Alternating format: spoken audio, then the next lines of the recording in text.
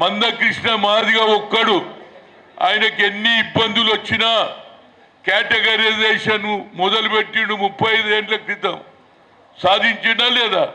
మనం ఇంతమంది ఉన్నాం, ఎందుకు సాధించాంరా బాబు? కానీ మనం ఏం చేస్తున్నాం అంటే ఓన్లీ మీటింగ్లు పెడుతున్నాం, రౌండ్ టేబుల్ కాన్ఫరెన్స్ ఇవి నడుస్తాయి. ఇక లేదే. నేను అనేది ఏంటి, ఇది ఇన్ని చేసిండు కాబట్టి ఇప్పుడు యునైటెడ్ అయింది అంటున్నా. ఇన్ని సంఘాలలో మార్పు వచ్చింది.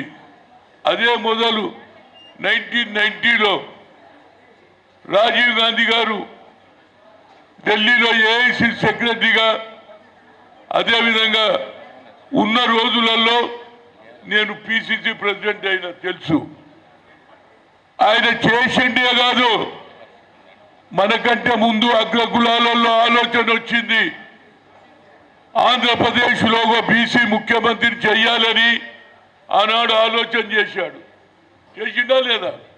కానీ మన దురదృష్టం కాలేదు. కానీ ఇవాళ కాంగ్రెస్ పార్టీలో ఇప్పటి వరకు బీసీలో 5గురు అయినరు. నా తర్వాత శ్రీనివాస్ తర్వాత కేశవరావు తర్వాత పొన్నాల లక్ష్మణ, ఇప్పుడు మహేష్ కుమార్ గౌడ్. మార్పు వస్తున్నది. కానీ ఇవాళ జరిగేది ఏంటంటే, నా ఎక్స్పీరియన్స్ చెప్తున్నా, చాలా మందికి తెలియదు. నేను రాష్ట్రంలో పిసిసి ప్రెసిడెంట్ అయినప్పుడు రాజీవ్ గాంధీ అడిగిండు, నన్ను అడిగిండు how you are making executive అంటే, sir according to your mother Indira Gandhi was social justice, go head అన్నాడు.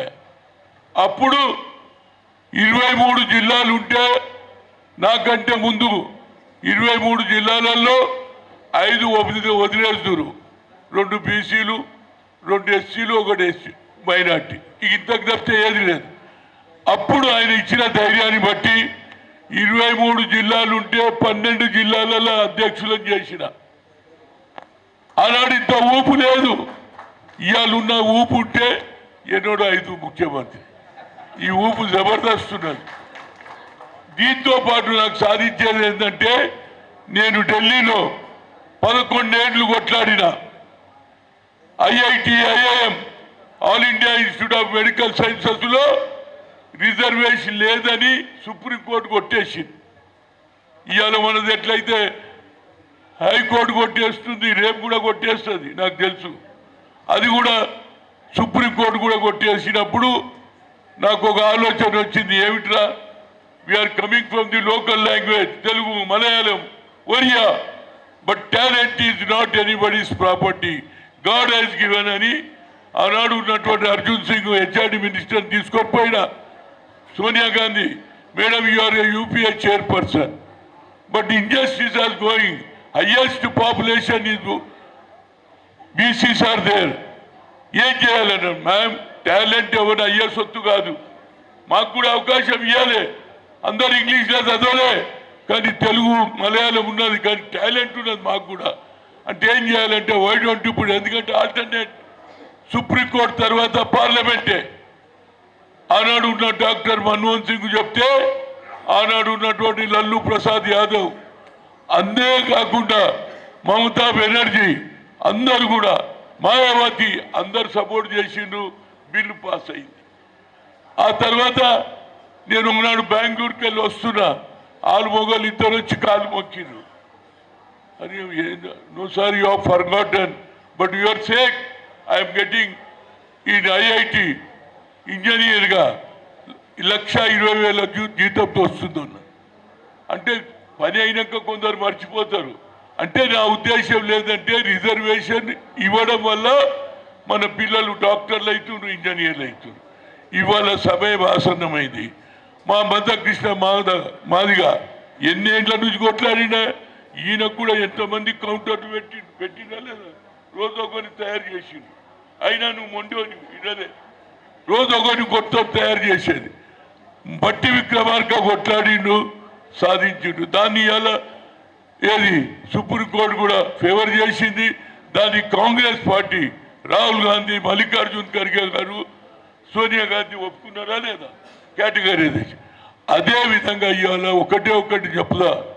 ఇక మనం మీటింగ్ ఇవాళ పార్లమెంటులో బిల్లు పాస్ అయితే ఇప్పటిదానిగా మా ప్రొఫెసర్ గారు చెప్పిండ్రు. ఒకటే ఏ పార్లమెంటు కానీ ఏ అసెంబ్లీలో బీసీ ఎస్సీ ఎస్టీల ఓట్లు వచ్చేటనే గెలుస్తారు ఎవడైనా. 56% మనం ఉన్నాం యావత్ భారతదేశంలో. ఇక్కడ రాహుల్ గాంధీ గారు కూడా ఇందిరాగాంధీ ఆలోచన, తండ్రి ఆలోచన తీసుకొచ్చి ఏది భారత్ జోడో యాత్రలో చెప్పిడు, we come to the power, will conduct caste wise census, జిత్తిన ఇచ్చేదారి ఉత్తి బాగిదారి అన్న తర్వాత ఎక్కడ చూడు మీటింగ్ లేదు. రోజు పేపర్లో 2-3 ఐటమ్లు ఉంటాయి. ఆ కరీంనగర్ అయిందని వీళ్ళు అయిందని. ఇప్పుడు మూమెంట్ వచ్చింది. దీనికి ఒకటే, ఎప్పటి వరకు అయితే పార్లమెంట్ మెంబర్లు మనకు మద్దతు ఇయ్యరు. ఎందుకంటే అగ్ర కులాలు ఉన్నటువంటి రాహుల్ గాంధీకి ఆలోచన వస్తుంది. అగ్ర కులాలు ఉన్న రేవంత్ రెడ్డి ఇంప్లిమెంట్ చేశాడు, కామారెడ్డిలో అనౌన్స్ చేశాడు, అది ఇవాళ ఇంప్లిమెంట్ చేస్తున్నాడు. దీన్ని ఢిల్లీలో అందరు పార్లమెంట్ మెంబర్ల దగ్గర పోదాం. ఏది మధ్యప్రదేశ్లో బీసీ ముఖ్యమంత్రి, అగ్ర కులాలను కలుగుతాం, బీసీలను కలుగుతాం. ఇప్పుడు సాధించకపోతే మా మిత్రుడు కరెక్ట్ చెప్పి ఇప్పుడు రాకపోతే ఇక మళ్ళా రాదులే బాబు, ఇక భవిష్యత్తే లేదు మనకు. This is the last chance. తాడో పేడో తెలుసుకోవాలి ఢిల్లీలో. అందరు ఇండియాలకు పోదాం. మన జాజువా గారి, మన ఎవరు ఆర్ కృష్ణయ్య గారి అందరం పోదాం. ఒక్కరే కాదు, అన్ని సంఘాల వాళ్ళు పోదాం, ఎమ్మెల్యేలు పోదాం, ఎంపీలు పోదాం. వచ్చేది శీతకాల సమావేశం. అందరి దగ్గర వాడ చేర్చుకుంటే వస్తుంది రాబాయ్. ఇక కోట్లు ఇదే మనకి ఎప్పుడు రానియరు. ఎందుకంటే అందులో ఉన్నోళ్ళు అంతా అగ్ర కులాలే కదా. మనోడు అరకో ఇద్దరు ఉంటే ఇప్పుడు ఇవాళ మనోడు ఒక ఎస్సీ ఏది చీఫ్ జస్టిస్ ఆయనను కూడా అవమానం చేశాడని మనోడు మీటింగ్ కూడా పెట్టాడు. అంటే అక్కడక్కడ కనిపించదు. అదే రాహుల్ గాంధీ అన్నాడు, 90% పీపుల్కి అన్యాయం జరుగుతుంది, 10% లాభపడుతున్నాను. ఇప్పుడు మీరు లెక్క చెప్పారు, దాని మీద నేను చెప్తా. మరి అగ్ర కులాలకు 10% ఇచ్చినప్పుడు మేమేమని అన్నామా? అందులో పేదోళ్ళు ఉన్నారు, ఊకున్నాం. ఇవాళ మీరు క్రిమిలైన్ మాకు పెట్టిండ్రు. ఏది 88 lakhs ఉన్న వారికి కొడుకు లేదు, బిడ్డకు లేదు. మరి దాంట్లో ఎందుకు పెట్టలేదు రా బాయ్? మీరు 10%లో కూడా పెట్టాలి కదా. 10%లో వాళ్ళకి ఉన్నది వాళ్ళు కరెక్ట్గా ఇంప్లిమెంట్ చేస్తున్నారు. మాది ఎందుకు చేయరు అనేది ఏదైనా ఇవాళ సమయం ఆసన్నమైంది. జూబ్లీహిల్స్ ఎలక్షన్ జరుగుతుంది. తప్పనిసరిగా నేను మందకృష్ణను కూడా రిక్వెస్ట్ చేస్తున్నా. ఎందుకంటే ఒక అవకాశం వచ్చిందిరా బాబు, మా బీసీలకు న్యాయం చేస్తావా లేదా? ఉన్నమాట. ఎందుకంటే తప్పనిసరిగా గెలిపించాలి. ఇది గెలిపిస్తే ఈ ఊపు ఇంకా ముందుకు పోతుంది. మేము కూడా నీ కులగర దాని మీద మేము మద్దతు ఇచ్చినవా లేదా? కనుక మీరు కూడా కేటగరైజేషన్కు మద్దతు ఇచ్చినాం. అదేవిధంగా నువ్వు మద్దతు ఇవ్వాలని చలో ఢిల్లీలో కూర్చుందాం.